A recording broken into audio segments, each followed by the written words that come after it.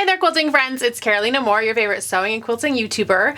Today we're working on the Cotton Cuts Mystery Quilt. This is Olympia in the Nadia Colorway, and we're doing clue 9. If you love this process of having pre-cut pieces sent to you every month with a pattern, and at the end you get a quilt that's also a mystery because we don't know what this quilt is going to look like when it's finished, then there's still time to sign up for the next Cotton Cut Mystery Quilt. That is the So Sweet Cotton Cuts Mystery Quilt.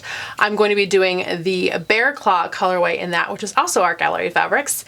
So feel free to sign up for that and we can sew that one together. But if you just want to hang out and relax while I show you my tips and tricks of sewing this up, or if you are doing the Cotton Cuts Mystery Quilt Olympia and you want to join in while we sew block 9 together, then I'm so glad you're here and let's get started.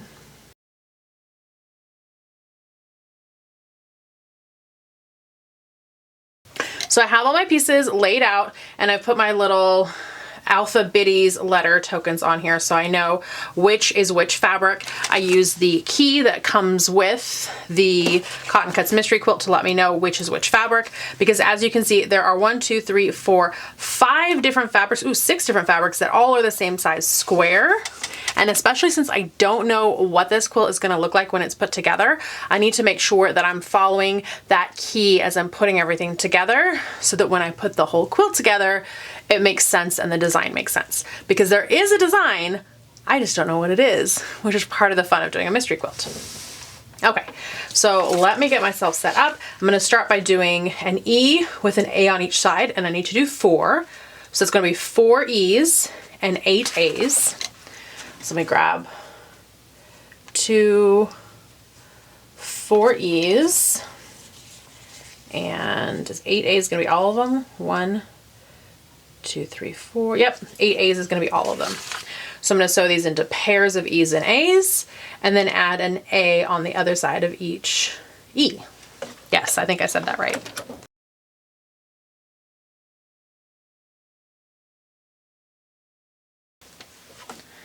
Okay, I don't have to press yet. I can press both seams at the same time.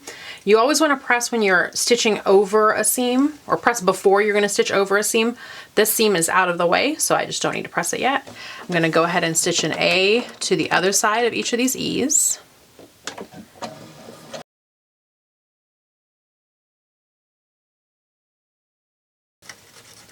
There we go.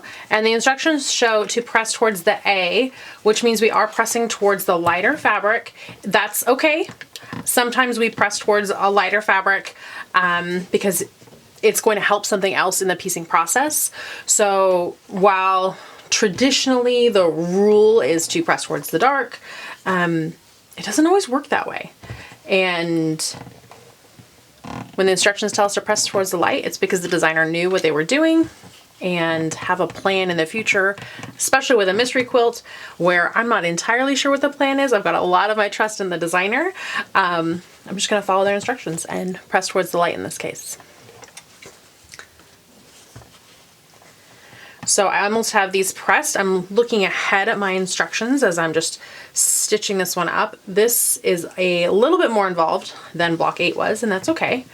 We're going to stitch an E on either side of an F, and we're just making 2 of those. So these I can set aside for a second, and I only have 2 F's, which is all I need. And then I need 4 E's, which is exactly what I have left. So I'm stitching an E to either side of an F, basically making the same little row of 3 that I just did with my A's and E's. Again, I don't have to press that seam yet. I can just stitch this E on the other side of my F.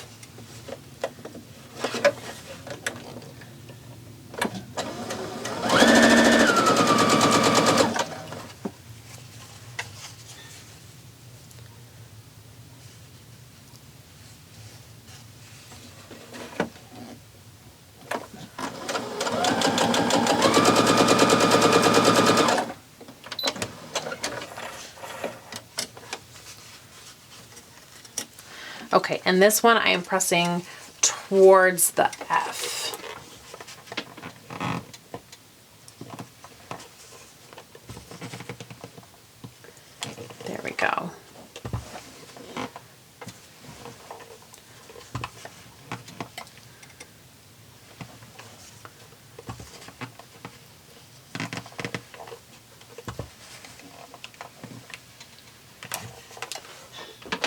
Okay, so now I'm making 2 9 patches. I'm gonna go ahead and lay one out so you can see it and so that I can see it. There we go. And the other one I can just lay right on top. Just like that. So I'm gonna start by stitching the top and middle rows together, and then I'll attach the bottom row on.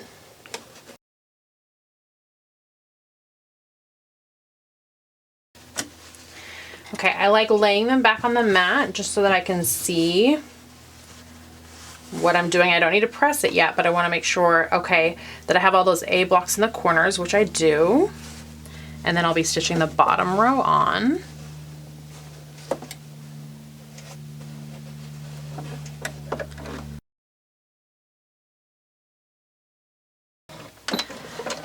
All right, 9 patches done already. We just have to press them, and we're pressing them out. So I just tuck 1 row underneath so I can press this row out. I give it a good press, and then I can flip it, and now I can press the other row. And I'm pressing both from the back and from the front to give it a nice good press.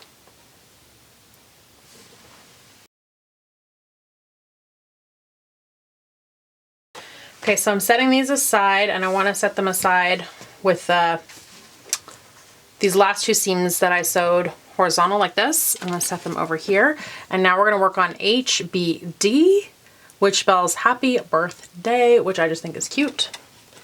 And we're going to make 2 H, B, and I just need 2 of these. Let me put the rest back. There we go. B, D. Okay. I'm going to go ahead and remove all these letters that I've already used. All I have left are B and H. So now I have my H, my B, and my D, and I'm going to make 2 rows of HBD. So I'm going to start with H, and then B. And again, I don't need to press them yet, but I do need to make sure that I've got my H on this side. Yep. Got, this is my H, this is my B, this is my D.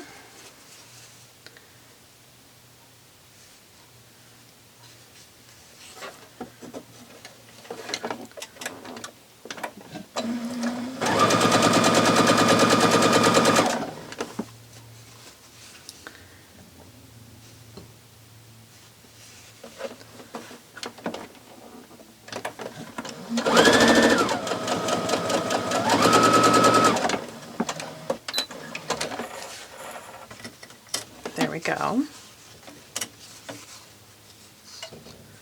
Just going to cut these extra threads, and both of these are getting pressed towards the middle, towards that B.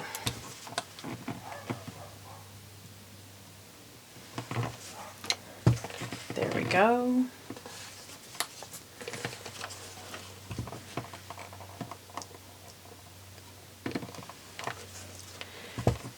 And then this is going to get sewn on that AEF that we'd set aside.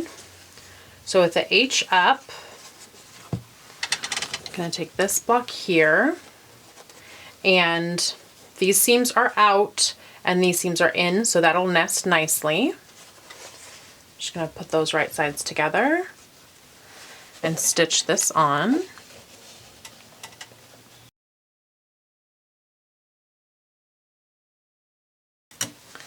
And these are going to get pressed towards the 9 patch unit.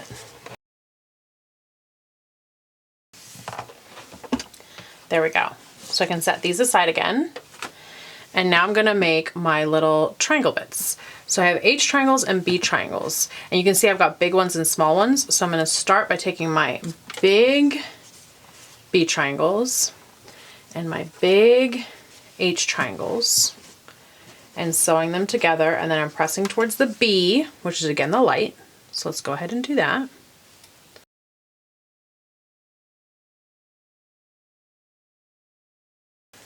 So now I'm putting a B on this side and an H on this side of both.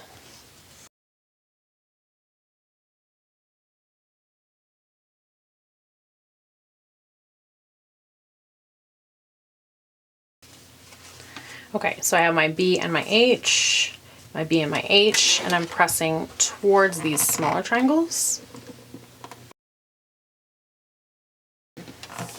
And then I just have these B squares that are getting put next to my H triangle. So I'll do that with both of these. And then I just have to sew it to my 9 patch with the extra 3 strip on it. There we go. These are getting pressed towards the B. So towards the square. And so here's my HBD and my BH, BHB. Make sure that I have those lined up the same way. Yes, I do. Okay, so this is getting sewn onto this. And yep, this seam is pressed this way and this one's pressed that way. So these two seams should nest really nicely. So I'm just going to put these together and sew that last seam.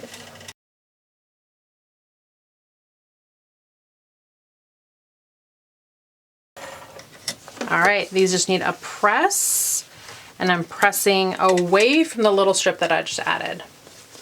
So these triangle points, I'm pressing away from those.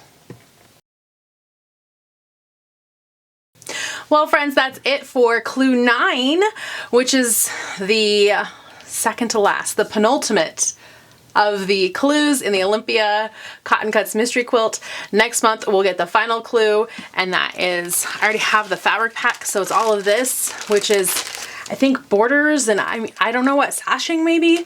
But we'll be using this to put all 9 clues together along with clue 10, and we'll have a finished quilt top. So I'm so excited for that. Thanks so much for watching. If you're not already subscribed, hit subscribe. If you have any questions or comments, leave those down below. And make sure you've hit like on this video so people know that they should watch it because they might enjoy it as well.